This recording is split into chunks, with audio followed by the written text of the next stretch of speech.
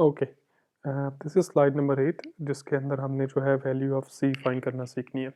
ठीक है, ये कंपैरेटिवली जो काम है थोड़ा सा मुश्किल है एज़ कम्पेयर टू बाकी पैरामीटर्स के। इन पैरामीटर्स को जो थोड़ा सा देखना है वो ज़रा थोड़ा सा मुश्किल है, तो इसके अंदर आपने ट्राई करना है कि आपको जो सवाल वगैरह हों उसको जो है वो आप उसे पुट करें और उसको जो है पूछें आप, इन केस आपको कोई सवाल बनता है तो। ठीक है, बेसिकली इसके अंदर जो है ना वो एक टेबल है जिसको आपको जो है ना वो उसको गो थ्रू करना पड़ेगा to get the value of C. ठीक है, और वो टेबल मैं समझता हूँ कि सिंपल भी है अगर समझ में लग जाए, और मुश्किल भी है अगर ना समझ लगे तो I will try my level best कि एक एक बात जो है उसे ब्रेक डाउन करके आपको जो है पूरे तरीके से एक्सप्लेन की जाए, ताकि एग्जाम में जो है ऐसा कुछ अगर आ जाए तो उसको जो है ना देख के आप बेहतर तरीके से जो है उसकी वैल्यू जो है सी की आप फाइंड कर सको। ठीक है ना जी। अच्छा, अब सबसे पहले आपने जब अपनी वैल्यू ऑफ सी को स्टार्ट करने लगना है ना, तो पहले आपको उसने बताना है कि जी जो कवर है ना आपका उसके बारे में थोड़ी बहुत आपको इंफॉर्मेशन देगा वो। ठीक है, मैं दोबारा बोलता हूँ, जब भी आप वैल्यू ऑफ सी को फाइंड करने के लिए जाओगे, वैल्यू ऑफ सी पहली बात तो ये वैल्यू ऑफ सी होता है क्या, ये कवर मैनेजमेंट फैक्टर है। ठीक है, वैल्यू ऑफ सी क्या है, ये बेसिकली कवर मैनेजमेंट फैक्टर है। ठीक है, इसको हमने जो है ना वो फाइंड करना है।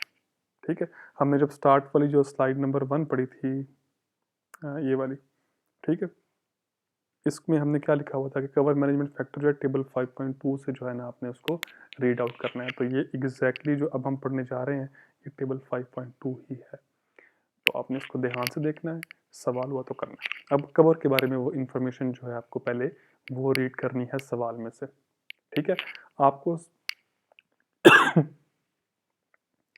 आपको जो है बेसिकली सबसे पहले जो है आपका पैटर्न दिया जाएगा, जिस पैटर्न के ऊपर जो है वो आप अपनी क्रॉप के ऊपर जो है ऑपरेशन करते हो।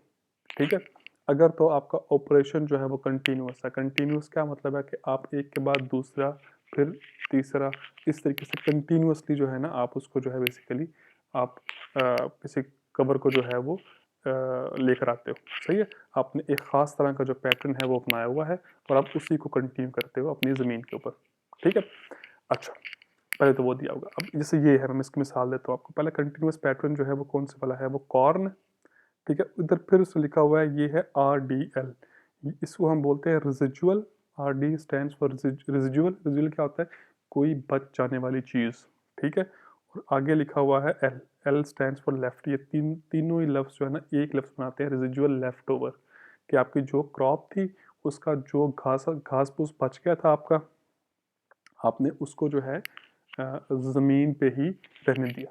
जैसे गंदम अगर आप कटाई कर लेते हो गंदम की, तो जो उसका जो बचा कुचा जो जो चीज़ें हैं वो आपने वही ज़मीन के ऊपर जो है इसको रहने दिया। ठीक है, ये बेसिकली पहला जो है ना वो RDL का मतलब है।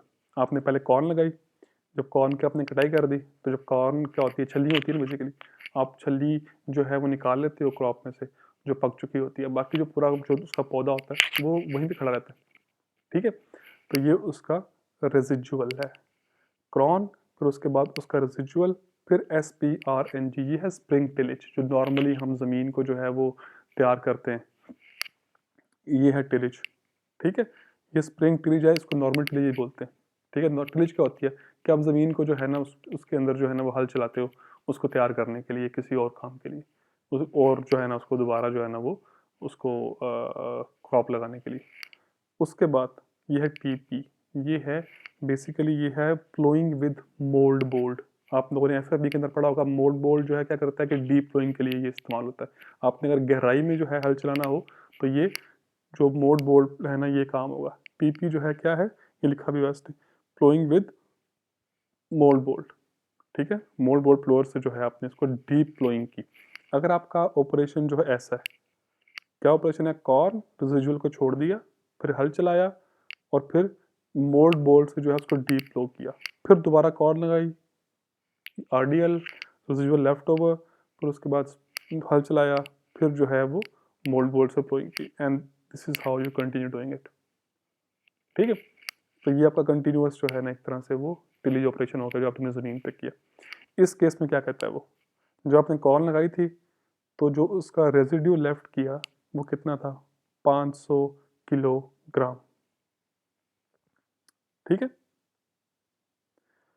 अच्छा, क्या मतलब हुआ, आपने कॉर्न लगाई एक एरिया पे, उसके बाद उसका रेजिड्यू जो है ना वो छोड़ दिया वहीं पे, जिसका वजन कितना निकला, ये था बेसिकली आपका 500 किलोग्राम। कितने एरिया पे आपने कॉर्न लगाई थी, ये सारी वैल्यूज़ जो हैं ये 1 हेक्टेयर की हैं। जितनी भी टेबल के ऊपर वैल्यू हैं ये सारी 1 हेक्टेयर एरिया के लिए हैं। 1 हेक्टेयर एरिया क्या होता है, 100 मीटर इंटू 100 मीटर का एरिया। मुझे पता है आप इंजीनियर हो सारे, पता है आपको इस बात का कि हेक्टेयर क्या होता है। ठीक है। अच्छा, अगर नहीं पता तो आप कमेंट में जो है पूछ सकते हो थ्रू योर सीआर, मैं सवाल जो है उसका जवाब दे दूंगा ठीक ठीक तरीके से। सही है। तो रेजिडुअल जो है आपने वहीं पे छोड़ दिया कॉर्न लगाने के बाद, तो उसका वेट कितना बना, उसका रेजिड्यू का जो वेट है वो 500 किलोग्राम बना 1 हेक्टेयर में। सही हो गया। अच्छा, अब ये है कवर परसेंटेज। ठीक है। अब ये कवर परसेंटेज क्या होता है, यहाँ पर दिया हुआ साथ में सारी वैल्यूज को। ये है percentage of soil surface covered by plant residue mulch after crop seeding. कि ये वो कवर एरिया है जो कि प्लांट ने कवर किया हुआ है ज़मीन का, जब आपने जो है वो प्लांट के रेजिड्यू को मल्च करके जो है वहीं छोड़ दिया। मल्चिंग क्या होती है पता है आपको इस बात का, ये क्या बुलाया मल्चिंग। सही है। ना हुआ तो मुझसे पूछना। आपने मल्च किया है उसको और वहीं पे जो है उसको छोड़ दिया है, तो कितना कवर है उसकी जो है वैल्यू यहाँ पे नहीं दी हुई। ठीक है। इसकी वैल्यू जो है उसने यहाँ पे नहीं दी हुई। सही हो गया। अच्छा, परसेंटेज कवर जो है ना ये वाला आता है। इसका वैसे कई दफ़ा जो है ना वो अमूमन वैल्यू जो है वो इसकी कई दफ़ा हम फाइंड कर सकते हैं, कई दफ़ा इसकी वैल्यू जो है वो फाइंड नहीं कर सकते बिकॉज ऑफ वेरियस रीजंस। ठीक है। उसमें वेरियस रीजंस में क्या आता है, आपकी जो है ना बेसिकली कई क्रॉप्स जो हैं उनका एरिया जो है वो साथ में फाइंड करना आसान होता है, कईयों का जो है वो फाइंड करना मुश्किल होता है। कई दफ़ा रो क्रॉप होती है, ठीक है, वो वैसे ही लटा देते हो साथ में, तो एरिया जो है वो साथ से जो है कुछ जो है कवर हो गया, कुछ ना हुआ, तो बड़े इसके होते हैं। तो कई दफ़ा वैल्यूज आप देखोगे कि यहाँ पे कहीं गिवन है कहीं नहीं गिवन है। ठीक? तो ये वाला वो वाला एरिया कि उसका कवर जो है उसने जो है यहाँ पे नहीं दिया हुआ। उसके बाद क्या किया आपने, ये क्या है, ये सॉइल लॉस की रेशोज दी हुई हैं ये सारे के सारी। ठीक है। अब ये सॉइल लॉस रेशोज क्या हैं, ये सॉइल लॉस रेशोज हैं मुख्तलिफ औकात में जबकि प्लांट जो है ग्रो कर रहा है। ठीक है।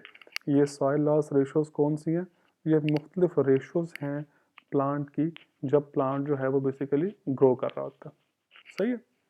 अच्छा, पहले अगर आपकी फैलो लैंड है, आपने नीचे ज़मीन को खाली छोड़ा हुआ, कटाई के बाद जो है ज़मीन को आपने खाली छोड़ दिया, वो फैलो लैंड होती है उसकी, उसके अंदर जो है सॉइल लॉस रेशो जो परसेंटेज है वो 36% है। 36% सॉइल जो है वो लॉस होती है इन केस के आप जो है बेसिकली फैलो लैंड को, जिसके ऊपर कोई जो है ना क्रॉप कवर नहीं है, कोई जो है जिसके ऊपर जो है ना ऐसा आपने चीज़ नहीं लगाया हुआ, फैलो लैंड है, खड़ी हुई है और आपने जो है उसको रखा हुआ है, तो बेसिकली जो है ना वो ये वाली वैल्यू है 36%। उसके बाद ये है एसपी, ये SP stand for seed bed. जो आपने सीड बेड को प्रिपेयर किया हुआ है, अब सीड बेड को जब आप प्रिपेयर करते हो तो आप ज़मीन को नरम करते हो ताकि पौधा उग सके। सख्त जब ज़मीन होती है ना उसके अंदर पौधा नहीं उग सकता, इसलिए आपने देखा होगा कि आपके घरों के अंदर क्यारी लगी होती हैं, आप उन्हें हर थोड़ी देर से बाद गोडी कर रहे होते हो। क्यों कर रहे होते, ताकि प्लांट की जो ग्रोथ है वो इफेक्ट ना हो। अगर आपकी ज़मीन जो है सीड बेड जो है आपका, जिसके ऊपर आपने प्लांट को लगाना है, वो नरम नहीं है, तो वो क्या होगा कि वो प्लांट जो है कभी भी ग्रो नहीं कर सकता। अब जब भी सॉइल नरम होती है पौधा तो उग जाता है, लेकिन नरम ज़मीन को जो है इरोड करना आसान होता है, वहाँ से सॉइल को लॉस करना जो है वो आसान होता है, वहाँ से उड़ाना सॉइल को इरोड करना आसान है। इसलिए सॉइल लॉस जो है इस स्टेज के ऊपर that is way greater than what it was when the land was fallow. ठीक है। 60% जो है सॉइल लॉस जो है यहाँ पे उसकी वैल्यू है सीड बेड के ऊपर। फिर अगला 1। ठीक है। ये यहाँ पे उसने जो है नीचे, मेरा ख्याल है कि इसको जो है ना वो दिया भी होगा कहीं पे, ये मैं बता भी दूँ आपको साथ में, ये वाली है कि ये क्या है,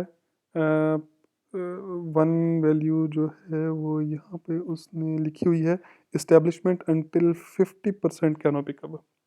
ये क्या है, ये तब है जब प्लांट ने अपना 60% जो है कैनेपी कवर बना लिया। अब पहली बात तो ये वाली, ये कैनेपी कवर क्या होता है, मैं पहले उसको जो है ना डिफाइन कर दूं। पहले मैं यहाँ पे बयान करने जा रहा हूँ कि कैनेपी कवर जो है ना वो क्या होता है। पहले सिंपल जुबान में इसको बयान करते हैं। ये जी बहुत सारे ट्रीज लगे हुए हैं किसी भी जगह पे, ट्रीज लगाने हैं तो बेसिकली ये बेहतर है, ये वाला साइन।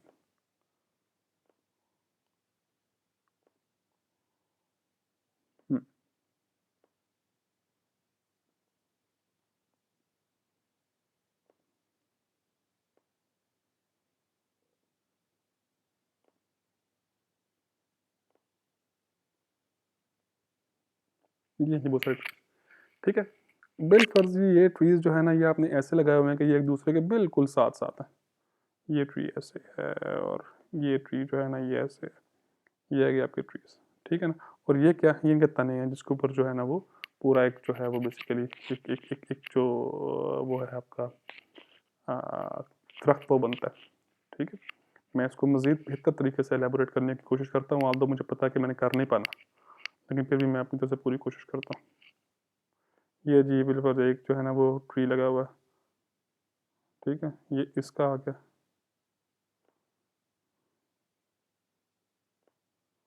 ये दूसरे ट्री का ऐसे आ गया, इसकी जो है ना पत्ते वगैरह ऐसे आ गए। फिर तीसरा ट्री है, उसके पत्ते जो है वो ऐसे, कवर ऐसे आ गया, ठीक है ना। ये 3 दरख्त है और इन्होंने जो है ना वो कवर किया। अब जो कैनेपी कवर है ना इसका, वो कितना है, ये वो सारा एरिया है यहाँ से लेके यहाँ तक वाला, जो बेसिकली जो है ना ये this is your canopy cover, ठीक है ना, ये वाला सारा, ठीक है। अगर मैं किसी एक दरख्त की बात करूं, अगर बिलफर्ज मैं इस दरख्त को हटा दूं,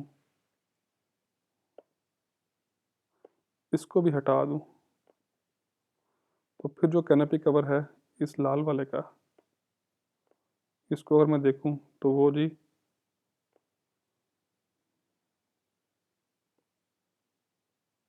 ये आ गया, ठीक है। यहाँ से लेके यहाँ तक का डिस्टेंस जो बेसिकली बनाया हुआ है, ये इसका कैनेपी कवर है, ठीक है। तो वन स्टेज कौन सी है, जब प्लांट ने जितना वो कैनेपी कवर बनाता होता है अमूमन मिच्योर फॉर्म में, उसका 50% जो है वो अचीव किया। अब चूंकि प्लांट जो है 15 आहिस्ता आहिस्ता अभी उसकी ग्रोथ जो है होनी है, अभी प्लांट पूरी तरीके से मिच्योर नहीं हुआ, अपनी रूट्स को उसने स्ट्रॉन्ग नहीं किया, सॉइल को सही तरीके से वो बाइंड नहीं कर पा रहा फिलहाल अपनी रूट्स की वजह से, तो थोड़ा सॉइल लॉस कम तो होगा, लेकिन इतना कम नहीं होगा। 52% सॉइल लॉस जो है वो इस स्टेज पे होती है। अभी तक जो है इसका सीड बेड नरम है क्योंकि उग रहा है अभी ये, तो जो सॉइल लॉस है वो 52% है। अच्छा नेक्स्ट, ये है 2, कब का है ये जब 75% जो कैनेपी कवर है ना वो अचीव हो गया हुआ है। फिर कितना है 41, देखा आपने कि अब सॉइल लॉस जो है कंसिडरेबली कम हो गई है पहले से। 80% है, सॉइल लॉस की वैल्यू उसने नहीं दी हुई, ठीक है। अभी उसकी वैल्यू जो है सॉइल लॉस की उसने नहीं ली हुई वैल्यू यहाँ पे, जैसे ये वाली वैल्यू नहीं ली हुई, ऐसे ये वाली वैल्यू भी जो है वो नहीं ली इसने। जब 90% कैनेपी कवर हो गया तो फिर 24% soil loss. Now check it out, almost आधे से भी कम, ठीक है। जब प्लांट फुली मेच्योर हो गया 96% जो है प्लांट जो है उस मेच्योरिटी पे पहुंच गया, तो फिर सिर्फ सिर्फ 20%, ठीक है। और ये 4L आगे लिखा हुआ है, ये क्या है कि जब आपने कटाई के बाद जो है वो उसका बकी मांदा पौधा जो है वहीं रख दिया, तो अब चेक करो कि सॉइल लॉस थोड़ी ज़्यादा तो हुई है, क्योंकि अब जारी बात है कि आपने जो है वो उसको फसल जो है ना वो काट लिया, निकाल लिया आपने उसका पौधा उससे, तो बेसिकली फिर कितना है सॉइल लॉस थोड़ा जो है वो ज़्यादा हुआ है, लेकिन फिर भी फेरोलैंड से अभी भी सॉइल लॉस कम है। तो बेहतर है कि आप अगर अपना सॉइल जो जो पौधा आप काटते हो, जब आप अपना फ्रूट ले लोगे, एक और निकाल लोगे, तो उसको वहीं लगा रहने दो और उसको मल्च कर दो, पूरी फील्ड के ऊपर उसको स्प्रेड कर दो उसी जो है रेजिड्यू को, ठीक है। तो सॉइल लॉस जो है वो कम हो जाएगा। क्लियर है ये वाली बात, बेहतरीन। आगे जब आपकी फसल जो है वो स्मॉल ग्रेन है, स्मॉल ग्रेन क्या होती है, हर वो फसल जो कि जिसके दाने जो है ना छोटे होते हैं, जैसे व्हीट है आपका, बार्ले है, ओट है, ये सारी जो है ना स्मॉल ग्रेन की जो है ना ये एग्जाम्पल्स हैं, ठीक है। अच्छा, इनका रेजिड्यू जो है 1 हेक्टेयर में कितना है, 5000 किलोग्राम, ठीक है। जो सिट्टा इसका जो आपने जब आपने जो है ना इसकी कटाई कर दी, सिट्टा ले लिया, तो बाकी इसका रेजिड्यू जो पीछे पड़ा हुआ है फील्ड के अंदर वो कितना है, वो है 5000 किलोग्राम। ठीक है। उसके बाद जो कवर है इसका वो कितना है, वो है 60%, यानी कि जो कटाई के बाद 60% एरिया जो है वो उसका स्टिल जो है वो उसके कटा हुआ जो कटाई के बाद जो है वो जो पीछे चीज़ बच गई है, जो रेजिड्यू बच गया है, वो 60% एरिया जो है इसका फील्ड का वो स्टिल कवर करेगा। अब इसमें जो है वो वैल्यू गिवन नहीं थी, इसमें जो है वो गिवन है।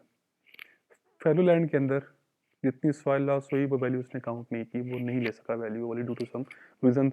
एक्सपेरिमेंट जो है उसमें उसकी वैल्यू यहाँ से नहीं ली, यहाँ पे डैश लगा।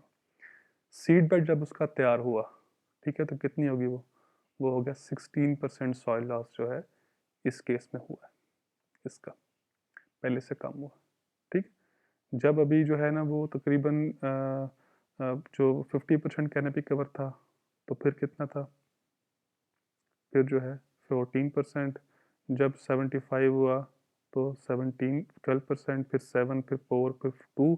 और जब लैंड फेलो हो गई थी, काट लिया आपने सारा कुछ, तो फिर जो है फिलहाल कुछ भी उसका जो है ना वो नहीं हुआ, उसकी वैल्यू जो है नोट नहीं की। ठीक। अच्छा, अब मेडोज है। मेडोज क्या होती हैं? ग्रासी लैंड, एक ऐसा पीस ऑफ लैंड जहाँ पे आपने ग्रास लगाया हुआ हो, जहाँ पे आपने जो है ना चारा वगैरह लगाया हुआ हो, तो उसमें किसी की वैल्यू उसने नहीं ली हुई। ठीक है, सिर्फ कितना है वो 80% कैनोपी कवर पे जो है ना 1% जो है बेसिकली वो सॉइल लॉस होती है। ठीक है। तो आपने ये सीखा यहाँ से कि अगर आपको मैं देता हूँ कि आपकी जो है ना वो कॉर्न है, कंटिन्यूस जो टिलेज ऑपरेशन है आपका, और बेसिकली कॉर्न है, फिर रेजिड्यू जो है वो लेफ्ट कर दिया हुआ है, फिर स्प्रिंग है, और फिर जो है आपने मोल्ड बोर्ड से उसको जो है ना डीप फ्लो किया, तो आपने बताना है कि 90% जो है कवर जब हो जाएगा तो सॉइल लॉस कितना हो जाएगा, आपने बोला 24%। That's it. ठीक है, ये है आपकी वैल्यू 24% सॉइल लॉस। ठीक हो गया। और अगर फार्मूला के अंदर पुट करनी है तो फिर कितनी हो जाएगी, 0.24, खत्म यहीं पे। ऐसे ही अगर रोटेशन के ऊपर है, ठीक है, रोटेशन क्या होता है कि आप क्रॉप लगाते हो लेकिन रोटेट करते रहते हो क्रॉप्स को। यहाँ पे क्या देखा आपने, यहाँ पे कॉर्न लगी थी, यहाँ पे जो है ना वो स्मॉल ग्रेन लगा था, यहाँ पे मेडोज थे, चारा था, कोई जो है ना आपने चेंज नहीं किया, रोटेट नहीं किया अपनी क्रॉप को, कंटिन्यूसली वही काम किया आपने। यहाँ पे क्या है, रोटेशन है। अच्छा, फिर क्या है, पहले रो क्रॉप है आफ्टर मेडोज, कि पहले चारा लगा हुआ था आपने, फिर बाद में रो क्रॉप लगाई। रो क्रॉप कौन सी है, जो कि ऐसी जो है ना क्रॉप जो कि एक कॉलम्स में लगती होती है। ठीक है। तो ये उस केस में है। ठीक। अच्छा, रो क्रॉप में जो है उसने बोला हुआ है कि अगर आप उसको मेडोज के बाद लगाओगे तो रेजिड्यू का नहीं दिया हुआ उसने, ठीक है, कवर का नहीं दिया हुआ उसने। बाकी जो फैलो लैंड जब होगी तो 12 है, फिर 27 है सीड बेड के ऊपर। ठीक है। और वही वाला पैटर्न फिर बाद में कि जो प्लांट मेच्योर होगा ज़्यादा होती जाएगी, कम होती जाएगी वैल्यू सॉइल लॉस की, फिर एकदम जब मेच्योरिटी के बाद जब आप काटोगे तो फिर 21% पे जो है ना वो उसकी वैल्यू थोड़ा ज़्यादा हो जाएगी। ठीक है, लेकिन सीड बेड से वो कम ही रहेगी। ठीक। तो ये तरीके का। फिर अगर आप बीन्स, बीन्स क्या होती हैं, जैसे दालें होती हैं आपकी। ठीक है। आपके मतलब लोबिया जैसे होता है, ठीक है, ऐसे चिक पीस जिन्हें वो चिक पीस जो होती हैं वो आपकी, वो बेसिकली वो हैं। चिक पीस क्या होती है, चने वगैरह जो है, ये बेसिकली वो है कि आपने कॉर्न के बाद जो है बीन्स को लगाया, फिर आपने क्या किया, उसकी स्प्रिंग टिलेज यानी कि नॉर्मल जो है टिलेज की है उसकी, नॉर्मल जो है खल चलाया उसका, फिर जो है वो मोल्ड बोर्ड उसका डीप फ्लो किया, तो फिर क्या हुआ, फैलो पे 39, ये जो सीड बेड के ऊपर जो है 64, फिर कंटिन्यूसली कम हो गई। और जब लेफ्ट ओवर था, जब फील्ड के ऊपर कुछ नहीं फैलो लैंड थी, तो वैल्यू उसने नहीं दी हुई इसकी यहाँ पे। फिर है कंजर्वेशन टिलेज। कंजर्वेशन टिलेज क्या होती है, कंजर्वेशन टिलेज ये है कि आपने हल तो चलाना है लेकिन बड़ा कंजर्व होके। ठीक है ना, एक होता है जीरो टिलेज जिसके अंदर आप हल चलाते ही नहीं हो, ये कंजर्वेशन टिलेज है कि आपने हल चलाना है, क्योंकि हल जो है बेसिकली चलाने से सॉइल लॉस जो है वो मैक्सिमम होती है, क्योंकि मिट्टी जो है वो क्या हो जाएगी, बहुत नरम हो जाएगी। जब नरम मिट्टी जो है उसको रोड करना आसान है। कंजर्वेशन टिलेज जो है वो क्या है कि आपने वो करना तो है टिलेज ऑपरेशन, क्योंकि प्लांट को आपने ग्रो करवाना है, लेकिन ऐसे करना है कि विद इन इंटेंशन के सॉइल लॉस जो है वो कम से कम हो। तो उसमें पहला जो है वो बीन और कॉर्न आफ्टर कॉर्न, यानी कि अपने कॉर्न के बाद जो है कोई बीन लगाया, कोई ऐसी फसल जो कि मतलब जैसे चिक पीस हैं वो लगाए हैं, या जो है बेसिकली वो अपने कॉर्न के बाद दोबारा जो है उस पर कॉर्न लगा दिया। ठीक है। तो उस केस में क्या है, रेजिड्यू 500, क्योंकि कॉर्न का पहले भी देखा हुआ हम लोगों ने कि वो 500 ही है, तो रेजिड्यू तो 500 ही आना है per hectare, 500 kilogram per hectare. फिर उसके बाद जो आपका बेसिकली जो कवर था वो अब 60% है, ठीक है। पहले वाले गिवन नहीं थी, आप कितनी है 60%। फिर फेरोलैंड के ऊपर कुछ नहीं से नोट किया। फिर जो है सीड बेड के ऊपर 13, आपने टिरेज कम से कम किया। अब आप चेक करो कि यहाँ पे कॉर्न पे कितना था, सीड बेड के ऊपर 60% सॉइल लॉस थी, यहाँ पे कितनी आ गई है, यहाँ पे सिर्फ और सिर्फ जो है कितनी आ गई है, वो आ गई 13%। अंदाजा करो कि कितना फर्क डाला है आपने कंजर्व करने के बाद, कंजर्वेशन टिलेज के बाद कितना फर्क डाला है आपने, ठीक है। और फिर आगे वही वाला पूरे का पूरा जो है ना वही पैटर्न जो पहले होता है, ठीक है। फिर कॉर्न आफ्टर बीन लगाया आपने तो उसके भी ऐसे ही हैं, और फिर स्मॉल ग्रेन आफ्टर कॉर्न लगाया आपने तो उसके भी ऐसे ही जो है ना वो आउटपुट्स हैं। ऊपर अंदाजा करो कि सबसे कम सॉइल लॉस कहाँ होती है, सबसे कम सॉइल लॉस भाई जी यहाँ होती है, ठीक है। कॉर्न आफ्टर बीन यहाँ लगाया आपने, कॉर्न आफ्टर बीन यहाँ लगाया आपने, आप जरा अंदाजा करो कि यहाँ पे चेक करो सॉइल लॉस के नंबर्स और यहाँ पे चेक करो सॉइल लॉस के नंबर्स, मैसिवली लेस नंबर आते हैं, ठीक है। तो इस तरीके से आपने वैल्यू ऑफ सी जो है वो फाइंड करनी है और फार्मूला के अंदर उसको पुट करना है, ठीक है। मैं आपको क्या दूंगा, मैं आपको इस मिसाल देता हूँ, एक छोटा साइड पे छोटा सा ना आपको एग्जांपल देता हूँ इसकी। मैं आपको बोलता हूँ कि आपका जो है ना वो टिलेज ऑपरेशन जो है ना वो है कंजर्व कंजर्व कंजर्व, ठीक है। और जो क्रॉपिंग पैटर्न है आपका वो है कॉर्न आफ्टर बीन, ठीक है। और फिर इसके बाद जो है ना आपकी जो ये बताओ कि आपका 50% कैनोपी अगर हो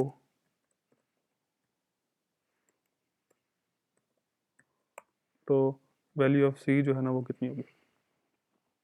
अच्छा आपने जाना चाहिए, ओके लेट्स सी। चलिए जो ऑपरेशन कंजर्व है तो कंजर्व पे आ गया, कॉर्न आफ्टर बीन है तो ये लाइन आ गई, 50% कैनोपी है तो किधर आ गया, ये 1 पे आ गया, 29% है, ठीक है। तो वैल्यू ऑफ सी कितनी होगी, That's it। तो इस तरीके से आपने जो है वैल्यू ऑफ सी जो है वो फाइंड करनी है और फार्मूला के अंदर जो है इसको अप्लाई करना है फॉर योर ओन गुड, इसको जो है वो सॉल्व करने के लिए, ठीक है। आगे बहुत सिंपल है, आगे है कि आपने वैल्यू ऑफ पी जो है उसको किस तरीके से जो है ना वो फाइंड करना है। अच्छा अब मैं इसको अगर यहीं पे जो है ना बंद करूँगा, क्योंकि ऑलरेडी बहुत लंबा जो है ना वो ये चंक चला गया है इस वाले का, तो मैं इसको यहीं बंद करूँगा और नेक्स्ट में जो है इसको जो है वो स्टार्ट यहीं से करूँगा, पी से स्टार्ट करूँगा। So stay tuned.